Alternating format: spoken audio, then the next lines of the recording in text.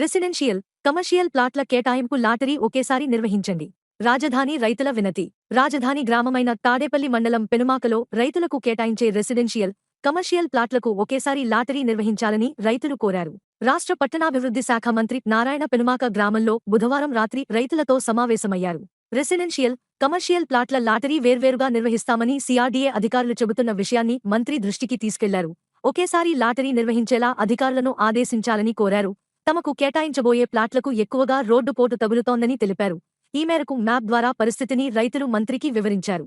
దీంతో మంత్రి స్పందిస్తూ రోడ్డుపోటుతో ఇబ్బందులుంటే వాటిని సరిచేసి రైతులకు ఉపయోగంగా ఉండేలా చూడాలని అధికారులకు సూచించారు. ఎల్పీఎస్ లేఅవుట్ ఆధారంగా రైతులకు ప్లాట్లు కేటాయించాలని మంత్రి ఆదేశించారు. గ్రామ పరిధిలో ఇంకా కొంతమంది భూములను సమీకరణకు ఇవ్వకపోవడం వల్ల ఇచ్చిన వారికి రిటర్నబుల్ ప్లాట్లు కేటాయింపునకు స్థలం చాలకపోతే దగ్గరలోని గ్రామంలో ఇచ్చినా అభ్యంతరం లేదని మంత్రికి రైతులు వివరించారు. ఉపాధి అవకాశాలు మెరుగుపర్చేలా ఏదైనా కంపెనీని ఏర్పాటు చేయాలని కోరారు.